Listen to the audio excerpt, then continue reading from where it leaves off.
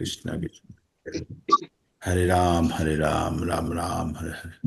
ओम नमो भगवते वासुदेवाय। ओम नमो भगवते वासुदेवाय।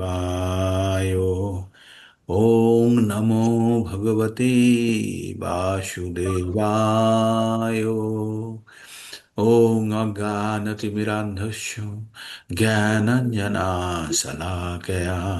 चक्षुरुन्मिलितं येन तस्मै श्रीगुरुभ्ये नमः। हरे कृष्णा। तो बटन खराब हो तो आप ये वाला कीबोर्ड बना सकते हैं। ये वाला कीबोर्ड आपको फ्लिपकार्ट पे मिल जाएगा। হরে কৃষ্ণ। আপনারা মিউট করুন। হ্যাঁ, করে দিয়েছি আমি। হরে কৃষ্ণা, সবাইকে মিউট করে দিয়েছি। এবার যাদের শুধু প্রয়োজন হবে তারাই ছাড়া আহ, তারা আনমিউট করে কথা বলবেন, নতুবা সবাই মিউট হয়ে থাকলে না। আসলে আমি এই কন্ট্রোলটা আপনাদের থেকে নিতে চাই না, আপনাদের কাছে স্বাধীনতা থাকুক। আপনারা কিন্তু কখনো কখনো আনমিউট করতে, আমরা মিউট করতে ভুলে যাই। তাই এবার আমার কথা শোনা যাচ্ছে তো, loud and clear, I hope. তো আমরা ভগবদ গীতার ক্লাসে চলে যাব। ভগবদ গীতা ভগবানের মুখনিসৃত বাণী। আর ভগবান কুরুক্ষেত্রে যুদ্ধক্ষেত্রে অর্জুনকে এই কথাগুলি বলেছিলেন। আর এই কথাগুলি 700 শ্লোক বিভিন্নভাবে বিভিন্ন বর্ণনার মাধ্যমে ভগবদ গীতা রূপে আমাদের কাছে উপস্থিত। ভগবদ গীতা ভীষ্ম পর্ব, এটি 23 থেকে ভীষ্ম পর্ব মানে মহাভারতের একটি অংশ। ভীষ্ম পর্ব বলে একটি পর্ব আছে, সেখানে 23 নম্বর অধ্যায় থেকে 40 পর্যন্ত এই 18টি অধ্যায় মহাভারতের মধ্যেই আছে, যেটি আমরা ভগবদ গীতা রূপে পাই। তাহলে আপনাদের একটা জিনিস বুঝতে হবে, ভাবুন তো, যখন ব্যাসদেব সংকলন করেছেন, তখন যখন সংকলিত হয়েছে তখন কি ও ভগবদ গীতা হিসাবে বানিয়েছে? না, ওটা একটি যুদ্ধক্ষেত্রের বর্ণনার পুরো ইতিহাসের মাধ্যমে মধ্যেই রয়ে গেছে, কিন্তু আমরা একটা নির্দিষ্ট অংশ তুলে নিয়েছি, নিয়ে ভগবদ গীতা হিসাবে আমরা পঠন করছি। তার মানে মানে টোটাল টোটাল মহাভারতের অংশের যে কোনো অংশ তুলে নিলেই এই রকমই গুরুত্বপূর্ণ, তাই না? ব্যাসদেব যখন তখন ভগবদ গীতা হিসাবে লেখেননি, তখন তিনি মহাভারত হিসাবেই রচনা করেছেন। এবং এর মহাভারতের অংশ পরবর্তীতে তুলে নিয়ে সেখান থেকে ভগবদ গীতা রূপে আমাদেরকে আলাদাভাবে উপস্থাপন করা হয়েছে। কিন্তু লেখাটার কোনো পরিবর্তন করা হয়নি। হুম। ভগবদ গীতা থেকে আমরা 5টি বিষয় সম্বন্ধে জানতে পাই, যেটি অর্জুনকে বলা হয়েছিল। যদিও অর্জুনকে বলা হয়েছে, বাট কিন্তু সেটি আমাদের জন্য সমভাবে প্রযোজ্য।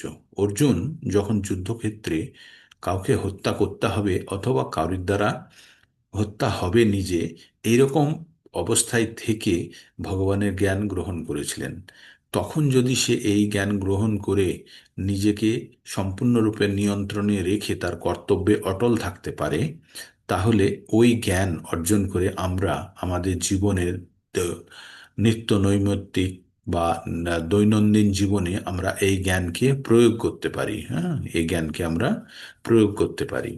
কারণ এটি সব থেকে কঠিন পরিস্থিতিতেও যদি কাজে লাগে, তাহলে তার থেকে সহজ পদ্ধতিতে তো অবশ্যই কাজে লাগবে।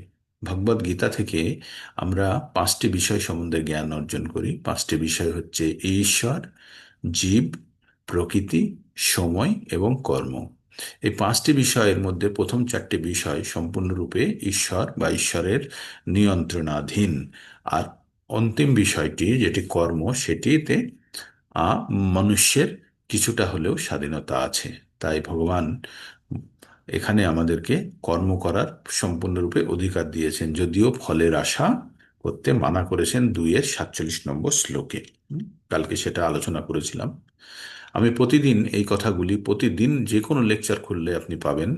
এই কথাগুলি হচ্ছে ভগবদ গীতার প্রবেশ করার জন্য আপনাদেরকে একটা লেকচার প্রস্তুত করার জন্য একটা সুযোগ করে দেবে। শুনে শুনে আপনাদের কান পেকে গেছে, না শুনেও এবার না দেখেও আপনারা এটি বলতে পারবেন প্রত্যেকে। আমি চাই সম্পূর্ণ ভগবদ গীতা যেন আপনাদের মাথার মধ্যে এইভাবে প্রবেশ করে যে বই না খুলে যে কোনো জায়গা থেকে যখন যেমন খুশি আপনি যেন বলতে পারেন, সেটাই হবে। আর সেই রকম জ্ঞান যখন আমরা অর্জন করে যাব, তখন আশা করি আমরা সমাজের খুব বড় উপকার করতে পারবো, তাই না? আমরা এই জ্ঞান নিজে গ্রহণ করব এবং অন্যের কাছে পৌঁছে দেব। কারণ আপনি আপনি যদি মনে করুন, আপনি বাড়িতে রান্না করেছেন, রান্না করে আপনি খাবার প্রসাদ গ্রহণ করছেন, ভগবানকে অর্পণ করেছেন, গ্রহণ করছেন। আপনার বাড়ির পাশে যদি একটা ক্ষুধার্ত মানুষ থাকে আর সে আপনার থেকে চাইতে পারছে না, বা সে তার ক্ষুধা ব্যক্ত করতে জানে না, সে খিদেকে ব্যক্ত করতে জানে না, তাকে কি খাবার দেবেন না? দেবেন। সে যদি প্রথমে নাও চায়, লজ্জা করে না খেতে চায়, তবুও দেবেন। তাই এই জ্ঞান অর্জন করে আপনারা যখন নিজেরা পুষ্ট হয়ে যাবেন, তখন আপনাদের দায়িত্ব কর্তব্য হবে এই জ্ঞান অন্যের কাছে পৌঁছে দেওয়া। হুম। অন্যের কাছে পৌঁছে দেওয়া। তো এইটাই আমরা চেষ্টা করছি। আমরা নিজের প্রথমে আমরা অর্জন করব জ্ঞান, আর তারপরে আমরা অন্যের কাছে এই জ্ঞান পৌঁছে দেব। এটি অত্যন্ত পবিত্র। এখানে 2 নম্বর, 9 নম্বর চ্যাপ্টারের 2 নম্বর শ্লোকে ভগবদ গীতার জ্ঞান সম্বন্ধে বলা হয়েছে। কি বলা হয়েছে? আহ ধর্মম সুসুখম, প্রত্যক্ষ অবগমং ধর্মং সুসুখম কর্তব্যম। তো প্রত্যক্ষ অবগমম, এই জ্ঞান যখন আমরা সম্পূর্ণরূপে গ্রহণ করে নিতে পারি, তখন কিন্তু নিজে সুখ অনুভব করি। আর এটাই ধর্ম। কি অনুভব করি আমরা? সুখ অনুভব করি। আর এটা প্রত্যক্ষ উপলব্ধির দ্বারা বোঝা যায়। মানে আমরা যখন ভগবত গীতা, যখন জ্ঞানটা আমরা অর্জন করব, তখন আমাদের মধ্যে এক ধরনের সুখ অনুভূতি আসবে। আসবে, যদি কারণ না এসে থাকে, বা কারো এসেছে, এসে গেলে তো ভালো। আর যদি না এসে থাকে, তাহলে সেটা আসবে। কারণ এই জ্ঞানের মধ্যে এই জিনিসটা সম্পূর্ণভাবে লেখা আছে। হ্যাঁ, রাজবিদ্যা রাজগুহ্যম পবিত্র ইদম উত্তমম ধর্মম সুসুখম কর্তব ধর্মম প্রত্যক্ষ অবগমম ধর্মম সুসুখম কর্তব অব্যয়ম। তো এই জ্ঞান অব্যয়, অক্ষয়, এই জ্ঞানের কোনো ক্ষয় নেই। আর এই জ্ঞান প্রত্যক্ষ অনুভূতির দ্বারা আমরা কোনো জিনিস, প্রত্যক্ষ মানে নিজে যখন কোনো জিনিস অনুভব করি, সেই অনুভূতিটা আপনি অন্যকে বলে বোঝাতে পারবেন না, তাই না? আপনি কোনো জিনিসের সুখ অনুভব করছেন, সেটি কাকে বলবেন যে আপনি সুখ অনুভব করছি, কিন্তু অনুভূতিটা কিভাবে বোঝাবেন? সেটা নিজেকেই উপলব্ধি করতে হবে। সেটাকে নিজেকেই উপলব্ধি করতে হবে। তো আমি আমাদের যখন ক্লাস হচ্ছিল আপনার, আমরা একটা ক্লাস করছিলাম ভগবদ গীতার, আহ, ভাগবতমের ক্লাস করছিলাম, তখন আমরা এই অনুভবের কথা নিয়ে আলোচনা করছিলাম। তো তার মধ্যে অনুভবের কথা আলোচনা করতে করতে আমি একটা কথা আপনাদেরকে এখনই বলছি, কাল থেকে ক্লাস বন্ধ। তো আপনাদের মনের মধ্যে কি হচ্ছে এখন, যদি এখন এই কথাটা বলি, কাল থেকে ক্লাস, কাল থেকে 6 দিন বা 1 মাস এখন আর ক্লাস চলবে না, আপনাদের কি মনে হবে এখন? কি মনে হবে যদি বলি কাল থেকে 1 মাস ক্লাস চলবে না? আপনাদের মনের মধ্যে কি হবে?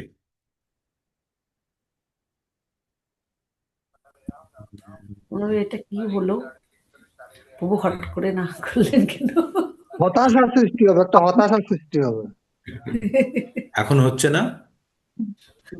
হ্যাঁ, বুকের এখনো মধ্যে হচ্ছে। ধড়াস করে উঠলো আমি যদি প্রভু। আমি যদি এখন যদি আপনাদেরকে সত্যিকারেই বলি যে কাল থেকে ক্লাস এখন বন্ধ, আর আমরা ক্লাস ক্লাস করব না, ছেড়ে দিন, ভক্তি টক্তি করার দরকার নেই, কি মনে হবে আপনাদের? এটা শরীর স্বাভাবিক। থেকে কিছু একটা চলে গেল, মন থেকে কিছু একটা চলে গেল মনে হচ্ছে। মনে হচ্ছে, মনে হবে যে আমাদের জীবন থেকে কিছু একটা চলে গেল, তাই না? না না, হ্যাঁ, আমার প্ল্যাটফর্মে, হ্যাঁ, প্ল্যাটফর্মে এসে ট্রেন চলে গেল। আমরা নিজেদের গাফিলতির জন্য একটা অমূল্য রত্ন হারিয়ে দিলাম, এইরকম মনে হয়। আপনারা হেসে হেসে বলছেন তো, এই কথাটাই সন্ধ্যেবেলা ক্লাসে কেঁদে ফেলেছিল। হ্যাঁ, আমি আমি বলেছিলাম যে যে কোনো জিনিস অনুভব না করলে আমরা বলতে পারবো না, অনুভূতিটা চাই। হ্যাঁ, আমি আপনাদেরকে সুখ, মিষ্টি, খুব ভালো, এইসব কথাগুলো বলবো, কিন্তু এই কথাগুলো যদি আপনারা অনুভব না করেন তাহলে কি হবে? তাই আমি শুধু বলেছিলাম যে কাল থেকে আপনাদের যেমন আগে বলে দিলাম, আমি শুধু এই বলেছিলাম যে ঠিক আছে মাতাজি, অনেক হলো, কাল থেকে আমাদের ক্লাস বন্ধ। হ্যাঁ, বলে হিন্দিতে কেঁদে ফেলেছিল, লিটারেলি মানে কেঁদে যাওয়া মতো, বললো আমরা কি অপরাধ করেছি যে আপনি ক্লাস বন্ধ করে দিলেন। তৎক্ষণাৎ তারা অনুভব না করেছে যে কথাটি আহ, তারা অনুভব করেছে কথাটি সত্য।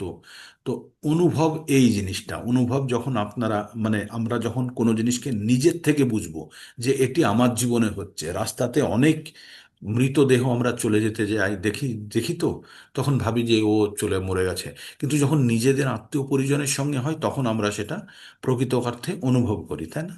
কেউ হসপিটালে ভর্তি হয়েছে, তখন আমরা বলি ইহ কি কষ্ট, কিন্তু যখন আমরা নিজে ভর্তি হই তখন সেটা অনুভব করি। তো আমাদের এই অনুভূতি ভগবদ গীতা সম্বন্ধে যখন নিজের অনুভূতি যতক্ষণ না পর্যন্ত আসছে যে আমি আমি কাল থেকে কেন ক্লাস হবে না, আরে না হলে আমি কি করব, এই সময়টা আমি পাগল হয়ে যাব, তাই না? তো এই যে অনুভূতি, এই জিনিসটা হচ্ছে প্রত্যক্ষ অবগমম, এটাকে বলে প্রত্যক্ষ অবগমম, মানে নিজে আপনি নিজে অনুভব করছেন। তো এই ভগবদ গীতার জ্ঞান অনুভব করতে হবে, করে আমাদের জীবনে প্রয়োগ আনতে হবে। যে প্রত্যেকটা মুহূর্তে আমরা যে কথাগুলো বলছি, আমরা 16 নম্বর 17 নম্বর অধ্যায়ে আমরা বিভিন্ন খুব গুরুত্বপূর্ণ কথাগুলি বলছিলাম। আসুরি স্বভাব, আপনি নিজের মধ্যে ওই গুণগুলোকে খোঁজার চেষ্টা করতে হবে যে সত্যি কি আসুরি স্বভাব আমার মধ্যে আছে। যদি থাকে তাহলে আমি সত্যি ঘিন্ন বস্তু, তাহলে আমার মন থেকে এই স্বভাবগুলোকে আমাকে দূর করতে হবে, তাই না?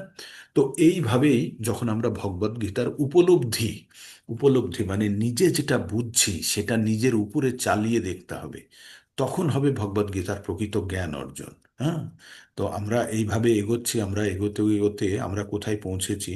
আমরা 17 নম্বর অধ্যায়ে পৌঁছেছি, কালকে আমরা পঠন করেছি। তাও প্রভুজি বললেন যে আমরা যেন এটি আবার পুনরায় করি, হ্যাঁ, রিপিটের জন্য। তো আমরা রিপিট চালাচ্ছি আজকে 17 নম্বর অধ্যায়টি। 17 নম্বর অধ্যায়ে প্রবেশ করার পূর্বে আমরা 16 নম্বর অধ্যায়ের শেষে কি দেখলাম?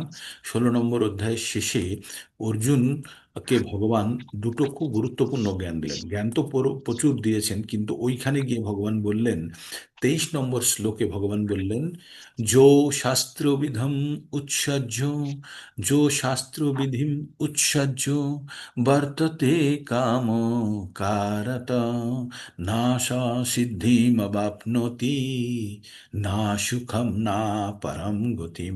ভগবান বললেন যে শাস্ত্রের বিধি না মেনে যে নিজের ইন্দ্রিয় তৃপ্তির জন্য কাজ করে, নিজের ইচ্ছা মতো নিজের ইন্দ্রিয় তৃপ্তির মতো যে কাজ করে, তার কি হয়? সে সিদ্ধিও পায় না, সে সুখও পায় না, তার পরম গতিও হয় না। এটি খুব পরিষ্কারভাবে বলা আছে। কি বলা আছে? যে শাস্ত্রবিধি পরিত্যাগ করে কাম আচারে, মানে নিজের কাম ইচ্ছাকে পূর্তি করার জন্য যে যে কোনো অনুষ্ঠান করে, সে কখনো সিদ্ধি পায় না, সে সুখ পায় না, অথবা সে পরম গতি লাভ করতে পারে না। তো এটি হচ্ছে, কোথায় বললো? 23 নম্বর শ্লোকে ভগবান বললেন। তাই ভগবান তার পরিপ্রেক্ষিতে কি বললেন? তার পরবর্তী শ্লোকে বললেন, তাই তুমি অর্জুন, তস্মাৎ শাস্ত্রং প্রমাণং তে কার্য অকার্য ব্যবস্থিত, তস্মাৎ শাস্ত্রং প্রমাণং তে কার্য অকার্য ব্যবস্থিত, জ্ঞাতা শাস্ত্র বিধানোক্তম কর্ম কর্তুম অর্হসি। তাই ভগবান বললেন, অতএব কর্তব্য এবং অকর্তব্য নির্ধারণে শাস্ত্রই তোমার প্রমাণ। তার মানে শাস্ত্রের যে মতো উল্লেখ করা আছে সেই মতোই আমাদের করা উচিত। আমাদের নিজস্ব মন গড়া যদি আমরা করি তাহলে সেটি আমাদেরকে কোনো ফল দেবে না। তাই আমাদেরকে শাস্ত্র কে লিখেছে? অত্যন্ত বিদ্বান ব্যক্তিরা লিখেছে, অনেক ভাবনা চিন্তা করে অনেক উপলব্ধির দ্বারা লিখেছে। তারা কি দ্বারা লিখেছে? উপলব্ধির দ্বারা। উপলব্ধি কি? একটু আগে আপনাদেরকে বলছিলাম, যখন কোনো জিনিস ঘটনা নিজের উপরে আমরা প্রয়োগ করে আমাদের নিজেদের মধ্যের পরিবর্তনটা লক্ষ্য করি, সেটি হচ্ছে উপলব্ধি। হ্যাঁ, তো আমাদের উপলব্ধির জন্য আমাদের খুব সতর্ক থাকতে হবে যে আমরা যতক্ষণ না পর্যন্ত এই জিনিসটা উপলব্ধি করতে পারছি ততক্ষণ পর্যন্ত আমাদের কাছে কিন্তু কথা বা লেকচার হিসাবেই থাকবে। যখন আমরা এটাকে নিজের ক্ষেত্রে আমরা প্রয়োগ করব তখন আমরা বুঝতে পারবো। এইবার ওই কথাটা শোনার পরে অর্জুনের মনের মধ্যে এবার প্রশ্ন হচ্ছে যে তাহলে যারা শাস্ত্রবিধি না মেনে যারা ভগবানের আচার অনুষ্ঠান করে তারা কারা? তাই এখান থেকে আমাদের 17 নম্বর আমাদের অধ্যায় শুরু হচ্ছে। এই অধ্যায়ের নাম হচ্ছে শ্রদ্ধা ত্রয় বিভাগ যোগ। আর এই অধ্যায়টি আমরা 14 নম্বর অধ্যায়ে প্রকৃতির 3টে গুণ সম্বন্ধে যেটা পড়েছিলাম তারই বিস্তার, তারই বিস্তার মানে সেটা প্রয়োগ মাত্র। ঠিক। হরে কৃষ্ণা কৃষ্ণা কৃষ্ণা হরে হরে, হরে রাম রাম রাম হরে হরে। শোনা যাচ্ছে? আমি ইন্টারনেট, আমার কাছে ওয়ার্নিং আসলো দুর্বল বলে, তাই আমি ভাবছি যে হয়তো তবু ক্লিয়ার আছে, ক্লিয়ার আছে। ক্লিয়ার আছে, ক্লিয়ার আছে। ওকে। তো ভগবানকে অর্জুন এবার জিজ্ঞেস করছে যে ভগবান তো বলে দিল শাস্ত্র বিধি মেনে চলা উচিত। অর্জুন তো ভাবছে যে আমি তো জীবনে কখনো শাস্ত্র পড়িনি, তাহলে আমি যে কাজগুলো করছি সেগুলো কি ঠিক করছি বা করতে পারছি কিনা। তাই অর্জুনের মনের মধ্যে সংশয় যেটা হলো সেটা অর্জুন জানতে চাইলো। কি জানতে চাইলো? অর্জুন অলরেডি জেনে গেছে 3টে গুণের কথা অর্জুন বলে দিয়েছে, সত রজ তম। তো এই যে শাস্ত্রর বিধান যদি কেউ না মানে, না মেনে যদি ভগবানের জন্য যজ্ঞ করে বা অনুষ্ঠান করে বা ভগবানের পুজো করে, তাহলে সেটি কি ধরনের? তাই ভগবানকে অর্জুন জিজ্ঞেস করলেন, এ শাস্ত্র বিধিম উৎসর্য। প্রথমেও আমরা এই কথাটি বলেছিলাম না যে শাস্ত্র বিধিম উৎসর্য বর্ততে কাম কারতঃ না সা সিদ্ধিম অবাপ্নোতি না সুখম না পরম গতিম। আগের অধ্যায় ছিল, আর এখানে সেই একই কথা। এ শাস্ত্রবিধিম উৎসিজ্য যজন্তে, যজন্তে মানে পুজো করা। এ শাস্ত্রবিধিম উৎসিজ্য যজন্তে শ্রদ্ধায়ান্বিতাঃ তেষাং নিষ্ঠা তু কা কৃষ্ণা সত্যম আহ রজস্তম। তো অর্জুন জিজ্ঞেস করলেন যে ভগবান আপনি বলুন, যারা যারা শাস্ত্রীয় বিধান পরিত্যাগ করে শাস্ত্রের নিয়ম না মেনে শ্রদ্ধা সহকারে দেব দেবতার পুজো করে, তাদের নিষ্ঠা কি সাত্ত্বিক, রাজসিক না তামসিক? হুম। তো অর্জুন এখানে কি জিজ্ঞেস করলো? শ্রদ্ধা। আমরা এই চ্যাপ্টারটি যেহেতু রিভিশন করছি, তবু আপনাদের জ্ঞাতার্থে বলে দিই, আমরা এই চ্যাপ্টার থেকে 5টি বিষয়, যাদের কাছে খাতা পেন আছে, যারা যদি লিখতে চান তারা একটু নোট করে নিন। যাদের কাছে সম্ভব মানে সুযোগ আছে তারা নোট করে নিন, তাহলে বুঝতে খুব সুবিধা হবে এই চ্যাপ্টারটি। আমি 1 মিনিটের সময় দিচ্ছি আপনাদেরকে, খাতা পেন যদি জোগাড় করতে পারেন করে নিন। ততক্ষণ আমি হরে কৃষ্ণ মহামন্ত্র জপ করছি, 1 মিনিট সময় দিলাম, আপনারা খাতা পেন জোগাড় করতে করে নিন যারা লিখতে চান।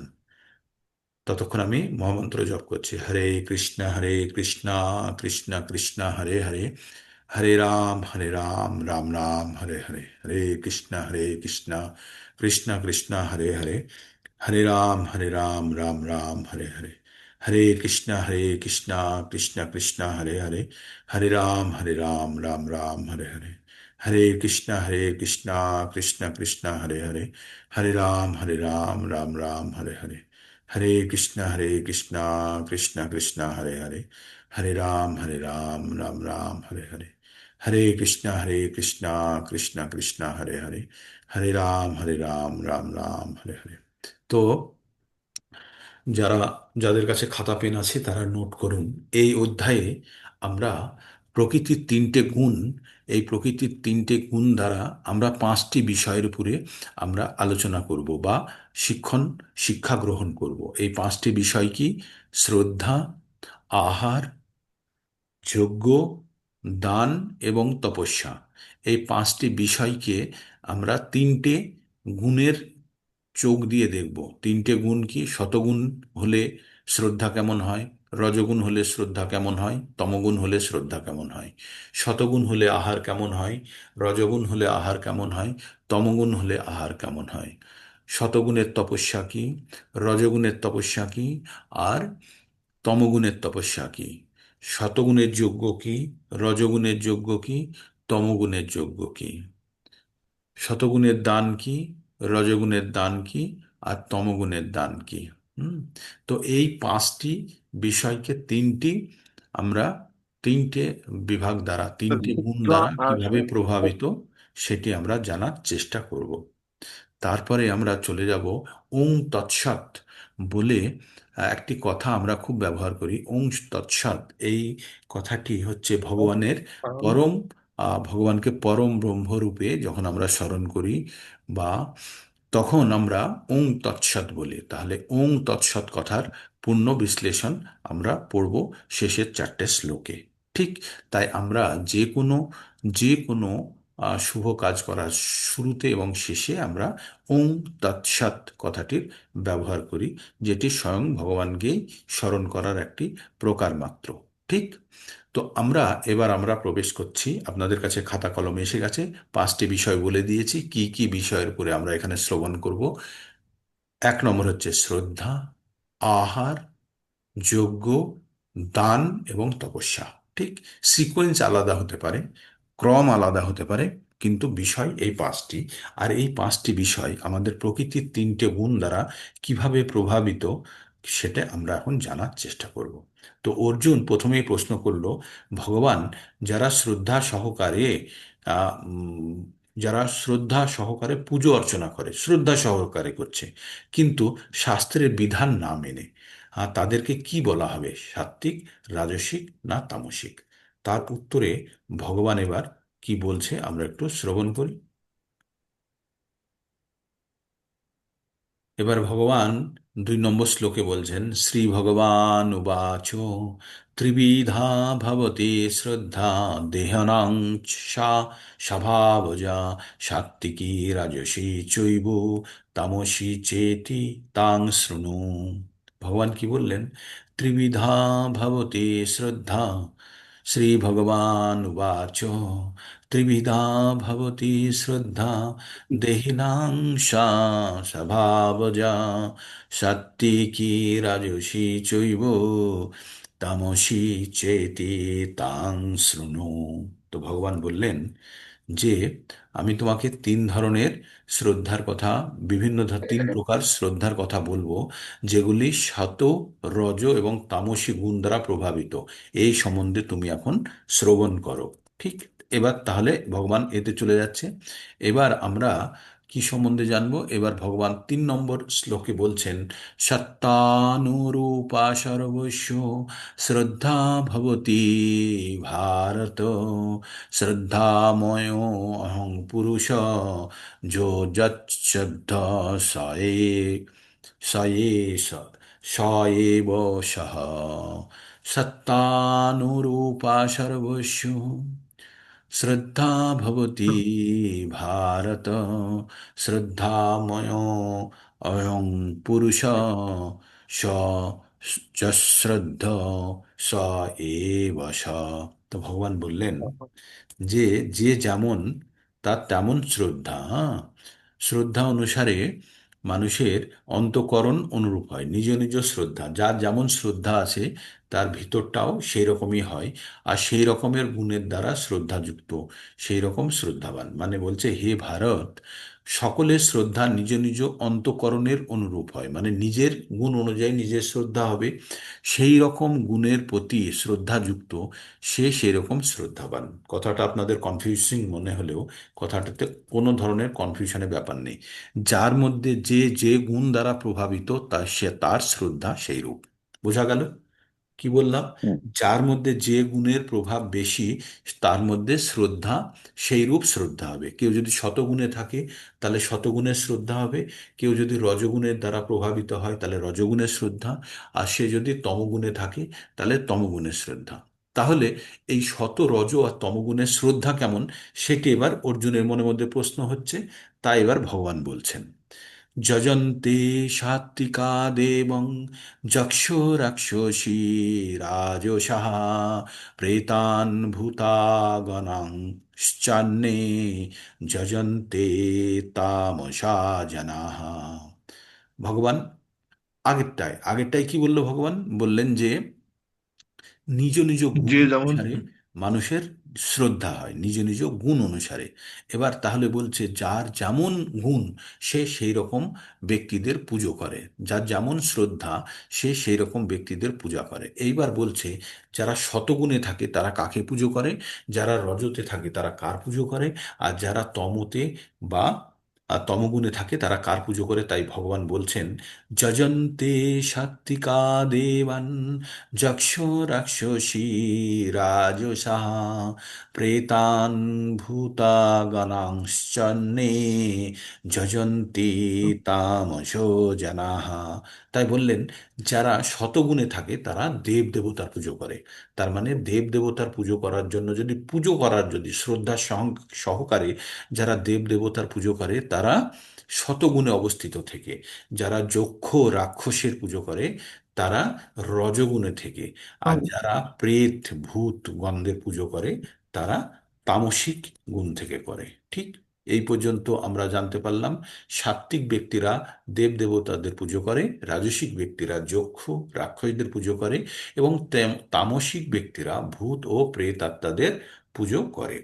এইবার ভগবান বলতে চাইছেন যে এই গুণের প্রভাব তপ তপস্যার উপরেও কেমন ভাবে পড়ে সেটাও ভগবান বলছেন। 5-6 নম্বর শ্লোকে প্রবেশ করছি।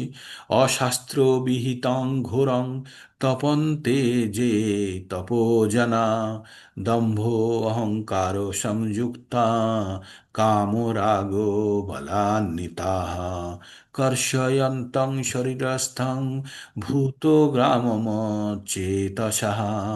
মাং চৈবান্ত শরীরস্থাং তান বিদ্যাসুরো নিশ্চয়ান। তো ভগবান কি বললেন? অশাস্ত্র বিহিতং ঘোরং তপন্তে যে তপোজনা দম্ভ অহংকার সংযুক্তা কামরাগো বলান্বিতাঃ কর্ষয়ন্ত শরীরস্থাং ভূতগামম চেতসঃ মাং চৈবান্ত শরীরস্থাং তান বিদ্যাসুর নিশ্চয়ান। ভগবান বললেন যে দম্ভ এবং অহংকার এবং কামনা ও আসক্তির প্রভাবে বলান্বিত হয়ে যে সমস্ত অবিবেকী ব্যক্তি তাদের দেহস্থ ভূতসমূহকে, মানে আমাদের দেহের মধ্যে যে আত্মা এবং অন্তরস্থ পরমাত্মাকে ক্লেশ প্রদান করে শরীরবিদ্ধ ঘোর তপস্যার অনুষ্ঠান করে, তাদের নিশ্চয়ভাবে আসুরিক বলে জানবে। তাহলে আসুরিক স্বভাব কাদেরকে বলে? আসুরিক স্বভাব সম্বন্ধে আমরা বিস্তারিত 16 নম্বর অধ্যায় পড়েছি। এবার আসুরিক স্বভাব সম্পন্ন ব্যক্তিরা কি করে? নিজের অহংকার এবং দম্ভের আকারে, এই বলে না ফাটাকিস্টোর 3 কোটি টাকার পুজো, সুজিত বসুর শ্রীভূমিতে 10 কোটি টাকার পুজো, এগুলো সব দম্ভ আর অহংকার দ্বারা, কামনা বাসনার আসক্তি হয়ে কেউ ভাবে না এইবার দুর্গাপুজোর এই অনুষ্ঠানটা চালিয়ে দিলাম, আমার প্রচুর নাম হবে, আমি ভোটে জিতবো, আমি অমুক করব, ভগবানের ভক্তি করছি। এইগুলো সব দম্ভ আর অহংকার, তার সঙ্গে আছে কামনা এবং আসক্তির প্রভাবে বলান্বিত হয়ে যে সমস্ত অবিবেকী ব্যক্তিরা দেহস্থ ভূত, মানে আমাদের শরীরের মধ্যে যে আত্মা এবং শরীরের মধ্যে অন্তরস্থ পরমাত্মাকে ক্লেশ প্রদান করে, মানে কষ্ট দেয়, তারা শাস্ত্র বিরুদ্ধ ঘোর তপস্যার অনুষ্ঠান করে। তারা হয়তো 3 দিন ধরে নাই খেয়ে থাকলো যে আমি খুব তপস্যা করছি, খুব ভগবানের তপস্যা করছি, কিন্তু প্রকৃত অর্থে তাদের স্বভাবটাকে আসুরিক বলে জানবে। ভগবান এখানে তাই বলেছেন। 7 নম্বরে আমরা কি জানছি? এবার আমরা এই পর্যন্ত আমরা শ্রদ্ধা সম্বন্ধে জেনে আমরা থেমে গেলাম। হ্যাঁ, এবার আমরা জানবো আহার সম্বন্ধে। আহার 3 ধরনের আহার কাকে বলে? সাত্ত্বিক আহার, রাজসিক আহার এবং তামসিক আহার। এবং সাত্ত্বিক আহারের গুণগুলি কি এবার আমরা জানবো। আহারস্তপি সর্বস্ব ত্রিভিদো ভবতি প্রিয়াঃ যোগ্য তপস্তদা দানং তেষাং ভেদো মিমং শৃণু। আহারস্তপি সর্বস্ব ত্রিভিদো ভবতি প্রিয়াঃ যোগ্য তপস্তথা দানং তেষাং ভেদ মিমাম শুনো। ভগবান আবার বলছে শুনো। কি বললো? সকল মানুষ আহারও 3 প্রকার প্রীতিকর হয়ে থাকে, তেমনি যজ্ঞ দান এবং তপস্যাও 3 বিধ। তার মানে আহার তো 3 বিধ সম্বন্ধে বললোই, তার সঙ্গে বলল কি যজ্ঞ দান আর তপস্যা। তা আমরা 5টি বিষয় সম্বন্ধে শিখছি এখানে। কি কি?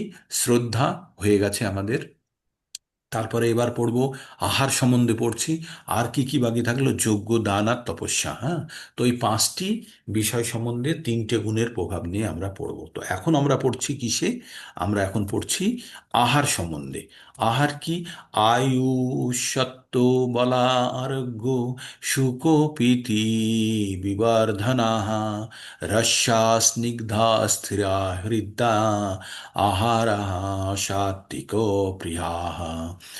আয়ু, সত্তু, বলারোগ্য, সুখ, প্রীতি বিবর্ধনাः, রস্যা, স্নিগ্ধা, স্থিরা, হৃদ্যা, আহারাः প্রকৃতি সাত্ত্বিকা প্রিয়াः। তো বললেন যে সমস্ত আহার কি করে? আয়ু বাড়ায়, সত্য মানে আমাদের আত্মশুদ্ধি করে আমরা আত্ম সম্বন্ধে আমরা জানতে পারি, বল, শরীরে শক্তি যোগায়, আরোগ্য দেয়, রোগ থাকে না, সুখ ও প্রীতি বিবর্ধন করে। সুখ মানে একটা আহ, ভালো কিছু অনুভূতি হওয়া, আর তার সঙ্গে ভালো ভাবটা তৈরি করে মনের মধ্যে। আর সেই খাবার হতে হবে কেমন? রসযুক্ত, স্নিগ্ধ, স্থায়ী, মনোরম, সেগুলি সাত্ত্বিক লোকেদের প্রিয়। তাহলে সাত্ত্বিক লোকেদের প্রিয় খাদ্যগুলি কি বললো? যেটি যেটি হবে স্নিগ্ধ, স্থায়ী, মনোরম, আর শক্তি যোগাবে, আয়ু বাড়াবে, আর কি হবে? বল বাড়াবে, আর সেটি সুখকর এবং প্রীতিকারী। হ্যাঁ, এটি হচ্ছে সাত্ত্বিক লোকেদের ভোজন, সাত্ত্বিক ব্যক্তিদের ভোজন বা সাত্ত্বিক খাবার। আর কি বলছে এবার? রাজসিকদের কি বলছে? কট্টু, কট্টু মানে তিক্ত, কট্টু, অম্ল, অম্ল মানে টক, কট্টু, অম্ল, লবণাক্তুষ্ণ, লবণা, তুষ্ণ, তীক্ষ্ণ, রুদা, বিদাহিনা, কট্টু, লবণ, কট্টু, অম্ল, লবণাতুষ্ণ, তীক্ষ্ণ, রুক্ষ, বিদাহিনা, আহারা রাজসা, রাজস শ্রেষ্ঠা, সুখ শোকা, সুখ শোকাম প্রদা, সুখ শোকাম ময় প্রদা, সুখ শোকাময় প্রদা, কট্টু, অম্ল, লবণা, তুষ্ণ, তীক্ষ্ণ, রুক্ষ, বিদাহিনা, আহারা রাজস্যা শ্রেষ্ঠা, দুঃখ শোকময় প্রদাহ। বললেন যারা রাজসী ব্যক্তি তারা কি ধরনের খাবার পছন্দ করে? তিতো, টক, অতিরিক্ত লবণাক্ত, অত্যুষ্ণ মানে অতিরিক্ত উষ্ণ গরম, তীক্ষ্ণ ঝাল, রুক্ষ মানে শুষ্ক, বিদাহীন প্রদাহকর মানে যে খাবার খেলে শরীরে জ্বালা করে। আহার, এই খাবারগুলো কাদের? যারা যারা এই অময়প্রদা, অময়প্রদা মানে হচ্ছে এই যে দুঃখ, যে খাবার খেলে দুঃখ এনে দেয়, শোক, দুঃখ শোক এনে দেয়। আর অময়প্রদা মানে রোগ তৈরি করে, সেই সমস্ত খাবারকে কি বলা হচ্ছে? রাজসিক খাবার বলা হচ্ছে। যে সমস্ত আহার তিতো, অতি অম্ল, অতি লবণাক্ত, অতি উষ্ণ, অতি তীক্ষ্ণ, অতি শুষ্ক, অতি প্রদাহকর, দুঃখ শোক রোগপ্রদা, সেগুলি রাজসিক ব্যক্তিদের প্রিয়। তাহলে রাজসিক ব্যক্তিদের মানে রাজসিক খাবার, আমরা ভাব না রাজসিক খাবারের ব্যবস্থা আছে, তার মানে এই নয় যে অনেক ভালো ভালো দামি জিনিস। না, এখানে বলা হচ্ছে টক, ঝাল, লবণাক্ত, গরম, জ্বালাকারী, আর যে সমস্ত খাবার খেলে দুঃখ, কষ্ট, শোক আর শরীরের কষ্ট বেড়ে যায়, সেই সমস্ত খাবারগুলিকে রাজসিক খাবার বলছে। তামসিকের জন্য কি বলছে? জাত ইয়ামম গত রসং পূর্তি পর্যষিতাং চ জাত উচ্ছিষ্টম অপি চামেধ্য ভোজনং তামসম প্রিয়ম। কি বলছে? জাত মায়ং গত রসং, যে খাবারগুলি, যে খাবারগুলি কি 3 ঘন্টা আগে তৈরি করা হয়েছে। কতক্ষণ আগে? খাবার 1 প্রহরের অধিক পূর্বে রান্না করা খাদ্য, যা নিরস, দুর্গন্ধযুক্ত, বাসি এবং অপরের উচ্ছিষ্ট দ্রব্য ও অমেধ্য দ্রব্য, তা তামসিক লোকেদের প্রিয়। তাহলে তামসিক লোকেদের কি কি খাবার প্রিয়? যেটি হচ্ছে যেটি হচ্ছে কি 3 ঘন্টা, আহারের 3 ঘন্টা পূর্বে রান্না করা, রসহীন, দুর্গন্ধযুক্ত, আর বাসি, হ্যাঁ, পর্যুষিতম মানে হচ্ছে বাসি, আর উচ্ছিষ্ট অন্যের এঁটো, এই ধরনের খাবারগুলোকে অমেধ্য দ্রব্য। আর যেগুলো খাওয়া উচিত নয় সেসব খাদ্যগুলো যার মধ্যে আছে সেগুলি হচ্ছে তামসিক লোকেদের প্রিয়। মানে এই পান্তা ভাত অর্ধেক খেলাম, অর্ধেক রেখে দিলাম, যেটা বাঁচলো জল দিয়ে কালকে একদম ফার্মেন্টেড করে তাতে আরো কিছু মশলা ফসলা বানিয়ে খেয়ে ফেললাম। হয়তো শরীর আপনাদের মনে হলো খুব ঠান্ডা হলো, কিন্তু এটা একটা আংশিক নেশাও প্রস্তুত করে। তো এই খাবারটিকে শাস্ত্রে মানে অনুমোদন করেনি, এটাকে ভালো খাবার হিসাবে দেখা হয়নি। তো তারপরে এইবার আমরা চলে যাব কিসে, আমরা চলে যাব যে যজ্ঞে চলে যাব। হ্যাঁ, তো যজ্ঞ এবার আমরা 3 প্রকারের যজ্ঞ শুনবো। তো এইবার বলছে কি ধরনের যজ্ঞগুলি হয় 11 নম্বর শ্লোকে। অফলাকাঙ্ক্ষিতভিযোগ্য বিধিদিষ্ট চ ইজ্জতে জ্যেষ্ঠব্যমেবেতি মনসমাধায় সা সাত্বিকাঃ। অফলাকাঙ্ক্ষিতভিযোগ্য, অফলাকাঙ্ক্ষতিভির্যোগ্য বিধিদিষ্ট য ইজ্জতে জ্যেষ্ঠব্যমেবেতি মনসমাধায় সা সাত্বিকাঃ। তো বললেন, ভগবান বললেন যে ফলের আশা না করে, যে যে ফলের আশা না করে ফলের আকাঙ্ক্ষা রহিত ব্যক্তিগণ কর্তৃক শাস্ত্রের বিধি অনুসারে অনুষ্ঠান করা কর্তব্যই এক, এভাবেই মনকে একাগ্র করে যে যজ্ঞ অনুষ্ঠিত হয় তা সাত্ত্বিক যজ্ঞ।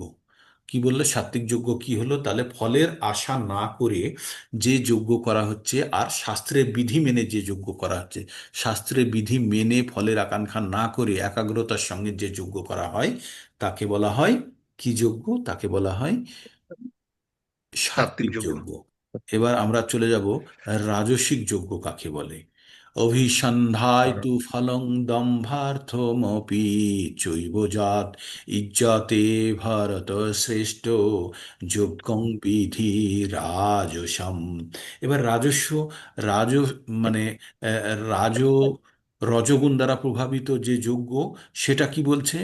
যারা ফলের কামনা করে যজ্ঞ করে, মানে ফলের আশা করে যে যজ্ঞ করছে, আর যে যজ্ঞ আহ, দম্ভর জন্য, দম্ভ প্রকাশের জন্য, আমি যজ্ঞ করছি আমি, আহ, যেমন আহ, আগে অশ্বমেধ যজ্ঞ হতো, অশ্বমেধ যজ্ঞ কিন্তু রাজসিক যজ্ঞ, দম্ভ সহকারে করা হতো, এবং কামনা এবং দম্ভ প্রকাশের জন্য যে অনুষ্ঠিত হয় তাকে রাজসিক যজ্ঞ বলা হয়। ঠিক।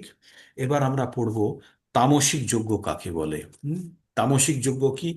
বিধ বিধিহীনম অশৃষ্ঠানং মন্ত্রহীনম দক্ষিণাম শ্রদ্ধা বিরহিতং যজ্ঞং তামসং পরিচক্ষতে। বিধিহীনম অসৃষ্টন্নম মন্ত্রহীনম অদক্ষিণম শ্রদ্ধা বিরহিতং যজ্ঞং তামসং পরিচক্ষতে। বললেন শাস্ত্র বিধি বর্জিত, শাস্ত্রের কোনো কোনো ফর্মুলাই নেওয়া হয়নি, শাস্ত্র থেকে কোনো জ্ঞানই নেওয়া হয়নি, না নিয়ে নিজের মতো করে শাস্ত্র বিধি বর্জিত প্রদায়, শাস্ত্র বিধি বর্জিত আর প্রসাদান্ন ছাড়াই বিতরণ না করে, মন্ত্রহীন, মন্ত্রও নেই সে যজ্ঞে, আর কি নেই?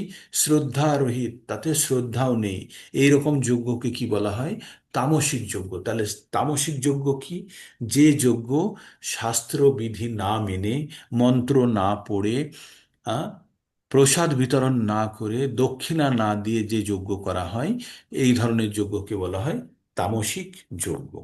এবার আমরা 14 নম্বরে, তাহলে আমরা যজ্ঞ সম্বন্ধে আমরা বুঝে গেলাম। এবার তপস্যা সম্বন্ধে আমরা জানবো। তপস্যায় কি জানবো আমরা? প্রথমত 3 ধরনের তপস্যা কথা বলা হচ্ছে। এক হচ্ছে শারীরিক তপস্যা, দুই হচ্ছে মানসিক তপস্যা, বাচিক তপস্যা, এবং 3 নম্বর হচ্ছে মানসিক তপস্যা। শারীরিক তপস্যা মানে শরীরকে কষ্ট দিয়ে যেগুলো করা হয়, আর তারপরে হচ্ছে মানসিক, মন থেকে যেটা করা হয়, আর একটা হচ্ছে বাচিক, কথার দ্বারা যে তপস্যা করা হয়। তো আমরা 14 নম্বরে পড়ব যে আহ, যে আমরা শারীরিক তপস্যা কাকে বলে। দেব দ্বিজ গুরু প্রাজ্ঞ পূজনং শৌচম আজবম ব্রহ্মচর্য অহিংসা চ শারীরিক তপ উচ্যতে দেব দ্বিজ গুরু প্রাজ্ঞ পূজনং শৌচম আজবম ব্রহ্মচর্য অহিংসা চ শারীরিক তপ উচ্যতে। তো শারীরিক তপস্যা কাকে বললো? শারীরিক তপস্যা বললো পরমেশ্বর ভগবান, ব্রাহ্মণ, গুরু এবং প্রাজ্ঞজনের পুজো এবং শৌচ, সরলতা, ব্রহ্মচর্য ও অহিংসা, এগুলিকে বলা হয় কায়িক তপস্যা বা শারীরিক তপস্যা। ভগবানের ভগবানের পুজো করা, ব্রাহ্মণের পুজো করা, গুরু এবং প্রাজ্ঞজনের পুজো করা মানে বিশেষ ব্যক্তিত্বের পুজো করা, এবং শৌচ, সরলতা, শৌচতা থাকবে কার মধ্যে? ব্রাহ্মণের গুণের মধ্যে থাকবে শৌচতা, সরলতা থাকবে, থাকবে ব্রহ্মচর্য, আর কি থাকবে? অহিংসা। এইগুলি অহিংসা করার জন্য এটি একটি তপস্যা। আপনারা জানবেন যারা আমিষ গ্রহণ করেন না, যারা নিরামিষ গ্রহণ করেন, তারাও কিন্তু একটি আপনারা তপস্যা করছেন। কি তপস্যা? কায়িক তপস্যা। কিভাবে তপস্যা করছেন? আপনার কারোর প্রতি হিংসা না করে নিজেকে যে আটকে রেখে যে আপনারা আহ, আপনাদের সহ্য, সরলতার প্রমাণ দিচ্ছেন, সেটি এক ধরনের অহিংসা, এটাও একটি তপস্যা। নিজেকে পবিত্র রাখা, শৌচতা, সেটাও একটি তপস্যা। সরলতা, নিজের ভিতরে কিছু কটু জিনিস না লুকিয়ে রেখে ভিতর এবং বাইরে একই রকম প্রকাশ করা, সেটিও হচ্ছে সরলতা। ব্রহ্মচর্য, কোনো অবৈধ সম্পর্কে লিপ্ত না হওয়া, এটিও এক ধরনের তপস্যা। তো এগুলি হচ্ছে কি ধরনের তপস্যা? এগুলি হচ্ছে সব শারীরিক তপস্যা। এবার আমরা কি বলবো? আমরা পড়ব যে আমরা বাচিক তপস্যা কাকে বলে। বলছে অন উদ্বেগকরং বাক্যং সত্যং প্রিয় হিতং চ জাত সাধ্যায় ভস্যনং চৈব ব্যঙ্গাত্মং তপ উচ্যতে। অনুদ্বেগকর, যে কথার দ্বারা যে কথার দ্বারা আমাদের উদ্বেগ তৈরি হয় না, সত্য, প্রিয় অথচ হিতকর বাক্য, বৈদিক শাস্ত্র পাঠ করাকে বাচিক তপস্যা, মানে মুখের দ্বারা যে আমরা তপস্যাগুলো করছি। এই যে ভগবদ গীতা আমরা বলি বা শ্রবণ করি, এটি তো আপনারা অন্য কিছু জিনিসকে ত্যাগ করে এই সময়টা বার করে আপনারা ভগবদ গীতা পঠন করছেন, এটিও এক ধরনের তপস্যা। মন লাগিয়ে আপনারা সমস্ত কাজ থেকে আলাদা করে নিজেকে এই সকাল সকাল আপনারা ভগবানের বাণী শুনছেন বা পঠন করছেন, সেটি সেটি একটি তপস্যা। উদ্বেগাকার মানে কাউকে উদ্বেগ সৃষ্টি করে না যে তপস্যা। সত্য, আমরা সত্য কথা বলবো, সব সময় সত্যি কথা বলা খুব কঠিন, তাই না? এটি একটি তপস্যা, সত্য কথা বলা একটা তপস্যা। প্রিয় অথচ হিতকর বাক্য। আচ্ছা, প্রিয় বাক্য, প্রিয় অথচ হিতকর মানে যে কখনো কখনো আমরা বলি না অপ্রিয় সত্য বলা উচিত, অপ্রিয় সত্য বলা উচিত নয়, কিন্তু সত্য সত্যই, তাই আমরা অসত্যের আশ্রয় আমরা নেব না। তো অবশ্যই কারোর ভালোর জন্য যদি কিছু বলা হয়, এই যে আমরা ভালোর জন্য, একে অপরের ভালোর জন্য আমরা যে আলোচনা করছি, এটি একটি এটি একটি বাচিক তপস্যা। বৈদিক শাস্ত্র পাঠ করাকে বাচিক তপস্যা। এই যে আপনারা ভগবদ গীতা পড়েন, ওই সময়টায় তো অন্য কিছু করতে পারতেন, আনন্দ করতে পারতেন অন্য ধরনের, কিন্তু সেগুলো থেকে নিজেকে বঞ্চিত করে নিজেকে এই যে কঠোর তপস্যার মধ্যে রেখেছেন, এগুলো সব বাচিক তপস্যার মধ্যে পড়ে। ঠিক। তারপরে পড়ছে কি? মনোপ্রসাদ সম্মতং মনো আত্ম বিনিগ্রহ ভাব সংশুদ্ধিরে তত্তৎ তপো মনস উচ্যতে। ভগবান কি বললেন এখানে? বললেন যে চিত্তের প্রসন্নতা, সরলতা, মৌন। মৌন মানে কথা না বলে। অনেক ক্ষেত্রে না আপনি জানেন, বলতে চাইছেন, কিন্তু আপনি বললেন না, নিজেকে সম্বরণ করে নিলেন, তাই মনকে আপনি কন্ট্রোল করলেন, এটি একটি তপস্যা। আত্মনিগ্রহ, কোনো ভালো জিনিস বা কোনো জিনিস দেখে আপনার মন চাইছে, কিন্তু নিজেকে আপনি সেখানে কন্ট্রোল করে দিলেন, এটা মনের তপস্যা। আর ও ব্যবহারেও নিষ্কপটা, নিষ্কপটতা। তো যে আমাদের মানে অন্য জিনিস আমরা যে কখনো কখনো হয় না যে আমরা নির্দয় হয়ে গেছি, বা আমার অন্যকে সাহায্য করার দরকার, কিন্তু আমি নিজেকে কন্ট্রোল করে নিলাম, মনকে করে নিলাম। কিসের জন্য? যে ওই সময় ওটা সত্যি হয়তো প্রয়োজন নেই, কিন্তু ঝাঁপিয়ে পড়ার ইচ্ছে হচ্ছে, কিন্তু ততটা প্রয়োজন নেই। তো এই জিনিসটাকে যখন আমরা কন্ট্রোল করে নিলাম, এগুলো সব হচ্ছে মানসিক তপস্যা। তাহলে আমরা তিনটে তপস্যার কথা জানলাম: শারীরিক, বাচিক আর মানসিক। এবার এই তপস্যা তিনটে যারা শ্রদ্ধা সহকারে পালন করে সেটি কি বলছে? সাত্ত্বিক তপস্যা। তার মানে সাত্ত্বিক তপস্যার তিনটে গুণ, মোটামুটি তিনটে ভাগ আমরা জেনে নিলাম। সেটি হচ্ছে শারীরিক, মানসিক, বাচিক এবং মানসিক। এবার এই তিনটে তপস্যা যারা শ্রদ্ধা সহকারে করে তাদেরকে বলা হয় সাত্ত্বিক তপস্যা। কি বলছে? শ্রদ্ধায়া পরয়া তপং তপ্তং তপস্তত্ত্রিবিধাং নরে অফলাকাঙ্ক্ষিতাং ভীর্যুক্তে সাত্ত্বিকাং পরিচক্ষতে। কি বললেন ভগবান? ফলের আকাঙ্ক্ষা রহিত মানুষের দ্বারা পরম শ্রদ্ধা সহকারে অনুষ্ঠিত ত্রিবিধ তপস্যাকে সাত্ত্বিক তপস্যা বলা হয়। তাহলে তপস্যা আমাদের তিন ধরনের হতে পারে। কি কি ধরনের? শারীরিক, মানসিক এবং বাচিক। এই তিনটে তপস্যাকে যখন কোনো ফলের আশা না করে মানুষ পরম শ্রদ্ধা সহকারে অনুষ্ঠিত ত্রিবিধ তপস্যাকে কি বলা হয়?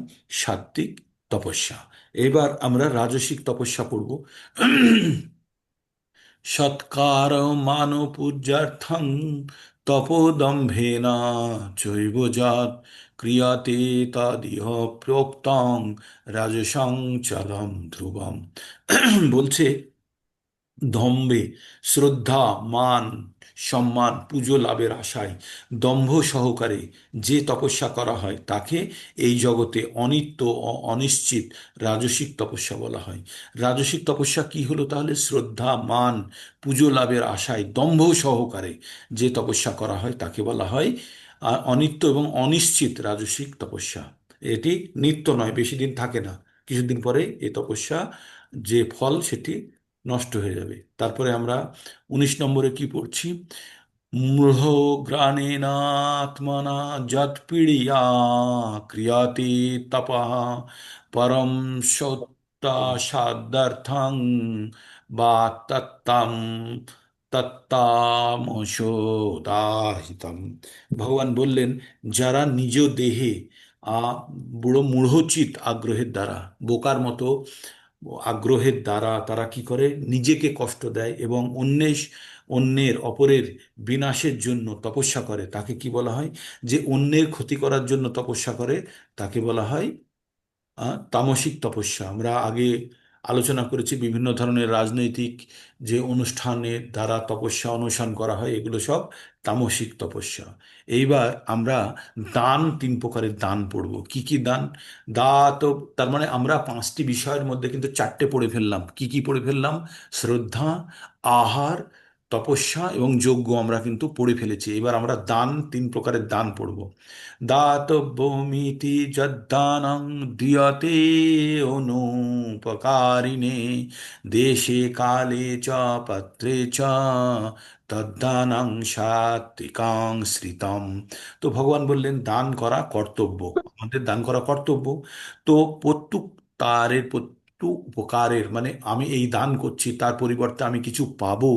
আমি যদি আপনাদেরকে, কথার কথা ধরে নিন, আমি আপনাদেরকে ভগবত জ্ঞান দান করছি, এর প্রত্যুত্তর যদি আমি ভাবি যে আপনারা আমাকে এই দেবেন সেই দেবেন, তাহলে এটা কিন্তু আমার সাত্ত্বিক, আমার দান হলো না, সাত্ত্বিক জ্ঞান দান হলো না, এটা রাজসিক বা তামসিকের মধ্যে চলে যাবে। তাহলে সাত্ত্বিক জ্ঞান কি হবে?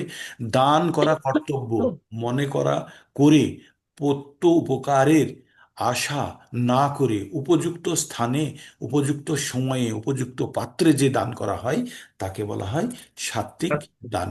ঠিক এতদূর পর্যন্ত গেল। এবার রাজসিক এবং তামসিক দান সম্বন্ধে আমরা জেনে যাব।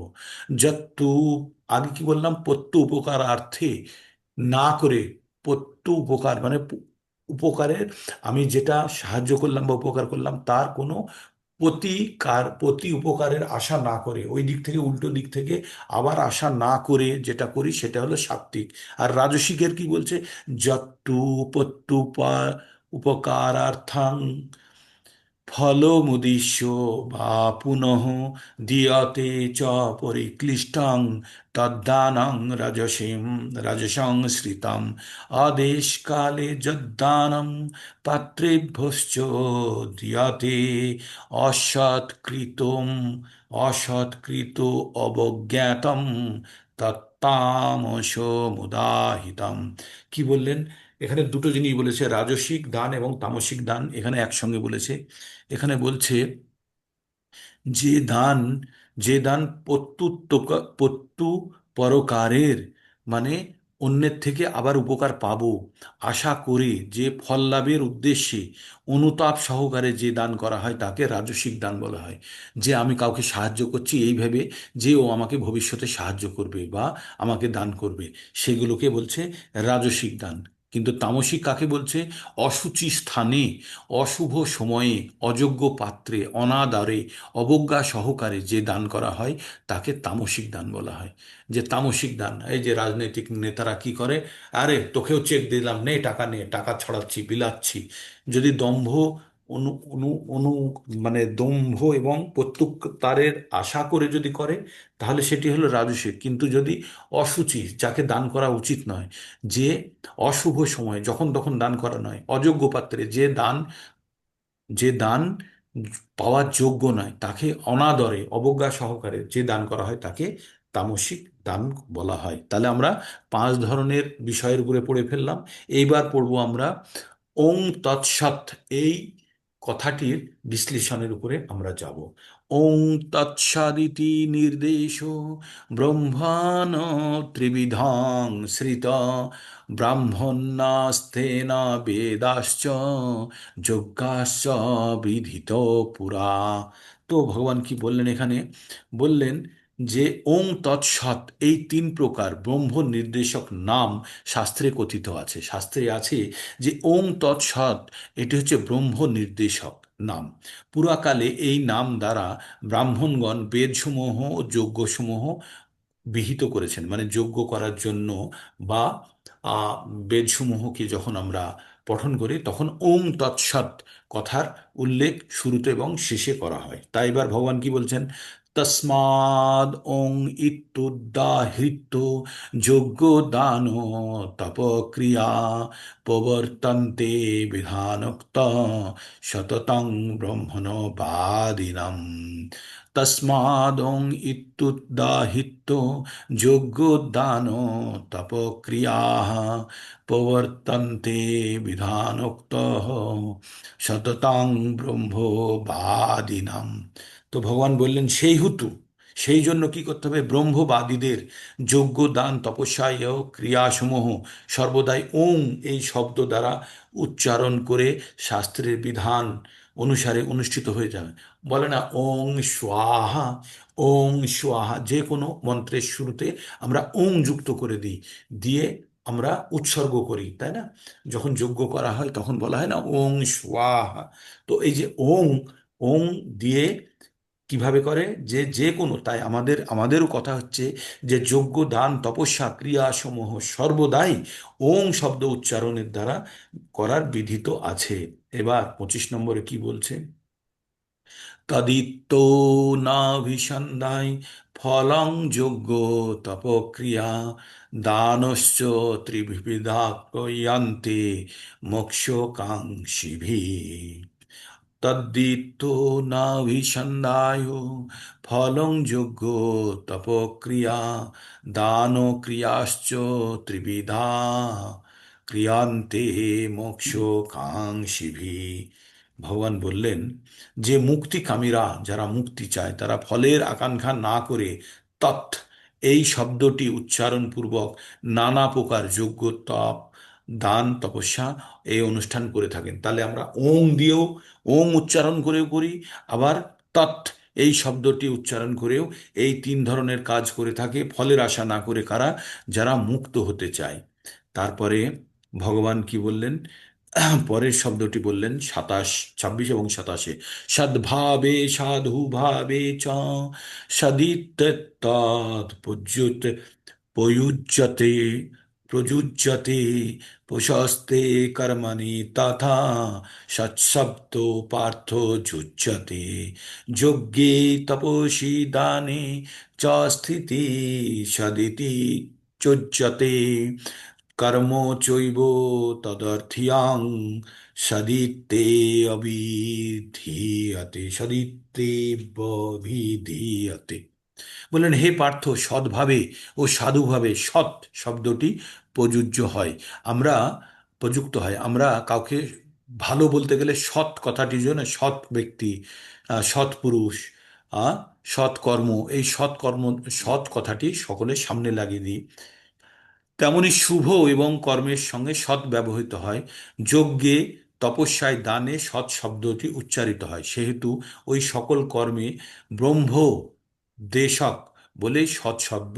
তাহলে আমরা ওং তৎসৎ তিনটে কর্মই কিন্তু যজ্ঞ দান তপস্যার সঙ্গে যুক্ত করে দেওয়া হলো, দিয়ে এই কথার গুরুত্ব বলা হলো। এবার 28 নম্বর মানে শেষ শ্লোকটিতে বলছে, অশ্রদ্ধাভূতম দত্তং তপস্তপ তপত্তং কৃতং চ যৎ অদেশিচ্যুত্ততে পার্থ না চ তৎপেত্ত নাইহ। অশ্রদ্ধয়া হুতং দত্তং তপস্তং কৃতং চ যৎ অদশিতুচ্যতে পার্থ না চ তৎপ্রেত্য নইহ। হে পার্থ, অশ্রদ্ধা সহকারে হোম, দান, তপস্যা যা কিছু অনুষ্ঠিত হয় তাকে বলা হয় অসৎ। এই সমস্ত ক্রিয়া ইহলোকে এবং পরলোকে ফলদায়ক হয় না। তাই অশ্রদ্ধা সহকারে কোনো জিনিস যদি করা হয়, যজ্ঞ, দান বা তপস্যা, সেগুলি কোনো রকমের ফল দেয় না। তো এই ছিল আমাদের 17 নম্বর অধ্যায়ের 28টি শ্লোক সম্বন্ধে একটি ছোট ব্যাখ্যা, যেটি আপনাদের সামনে আমি এটাকে প্রস্তুত করার চেষ্টা করেছি। আশা করি আপনারা বুঝতে পেরেছেন। ক্যামেরা অন করুন, আর যার যার প্রশ্ন মনের মধ্যে আছে, যারা জানতে চান আরো কিছু, তারা হ্যান্ড রেজ করে বা আনমিউট করে বলুন। আর ক্যামেরা অন করুন, অ্যাটেন্ডেন্স নিয়ে নিই। হরে কৃষ্ণ হরে কৃষ্ণ কৃষ্ণ কৃষ্ণ হরে হরে, হরে রাম রাম রাম হরে হরে। ক্যামেরা সব অন হচ্ছে না কেন? সবাই কি সব ঠান্ডাতে কষ্টের মধ্যে আছে?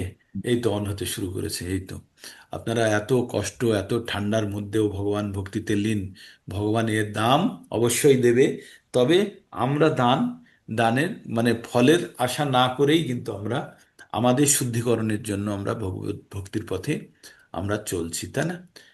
তো স্ন্যাপ নিয়ে নিচ্ছি, আর যদি কারো ক্যামেরা অন হয় তাহলে করে নিতে পারেন, অথবা এখানে আমরা হরে কৃষ্ণ। তো স্ন্যাপ হয়ে গেল। প্রভু কারো কত কোনো প্রশ্ন মিনিটের থাকলে প্রশ্ন বলুন, যদি কারো কোনো প্রশ্ন থাকে। প্রভু 17 নম্বর কত অধ্যায়। মিনিটের লেকচার? প্রভু কত মিনিটের লেকচার হবে এটা?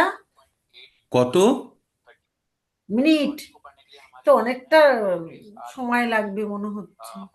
তো আমরা কত মিনিটের মিনিটের জন্য, করবো? 5 মিনিটের জন্য প্রস্তুত করুন। শ্রদ্ধা, দান, তপস্যা, আহার ও শ্রদ্ধা, এই 5টির উপরে আপনারা বলুন। শ্রদ্ধা, দান, তপস্যা এবং আহার, এই 5টির উপরে 1-1 মিনিট করে প্রস্তুত করুন। 5টির উপরে 1-1 মিনিট। শ্রদ্ধা, দান, তপস্যা 1-1 মিনিট করে 5 মিনিটের প্রস্তুত করুন। তো আর বলেছিলাম না, 17 নম্বরের শেষ যে প্যারাটা, ওই প্যারাটা আপনাদেরকে কিন্তু পড়তেই হবে। কোনটা? 17 নম্বর অধ্যায়ের শেষ প্যারাটা আপনাদেরকে পড়তেই হবে। সেটি পড়ার জন্য, তার মানে ওই 5টি বিষয় কি কি? শ্রদ্ধা, দান, তপস্যা এবং আহার, 5টি বিষয়ের 3টে করে শ্লোক আছে। আপনারা শ্লোক না পঠন করলেও আপনারা এমনি গল্পের ছলেই বলুন আমাকে, বা আপনারা প্রস্তুত করুন। আর শেষের স্ট্যাঞ্জাটা প্রত্যেকে পড়বে। 5 মিনিটে হয়ে যাবে মাতাজি, হয়ে যাবে।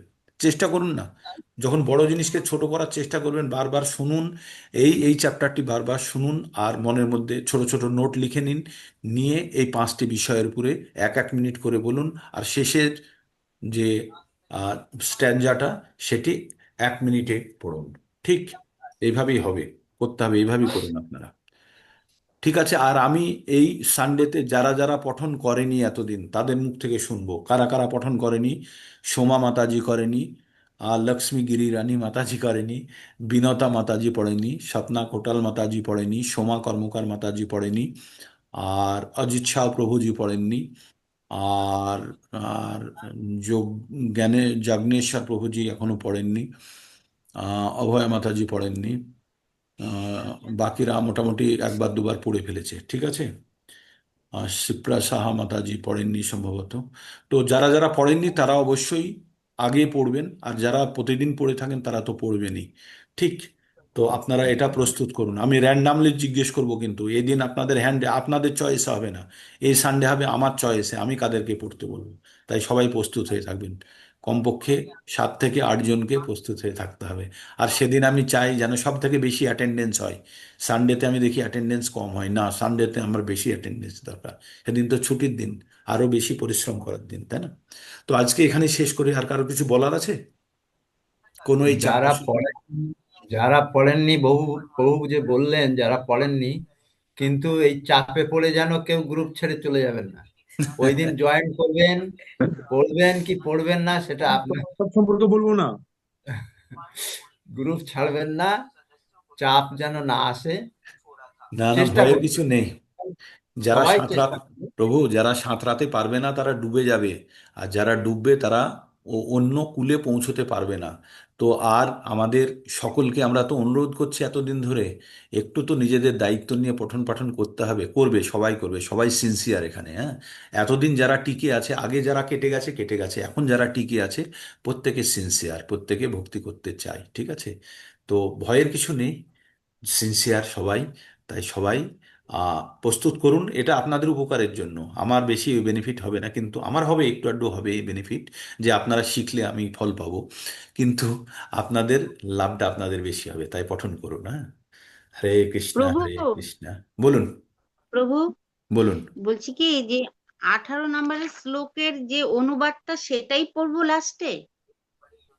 18 নম্বর, হ্যাঁ, ওই যে অনুবাদের শেষের। আহ, 28 নম্বরের শেষে। 1 মিনিট, আমি বদ্ধ বলছি বুদ্ধি আপনাদের নাম। কোন জায়গাটা আছে। এই যে এইখান থেকে পড়বেন আপনারা, বদ্ধ 28 নম্বরে। লাস্ট প্যারা। আহ, এই যে ছশো লাস্ট, চুরাশি পেজের লাস্ট প্যারা, 684 পেজের লাস্ট।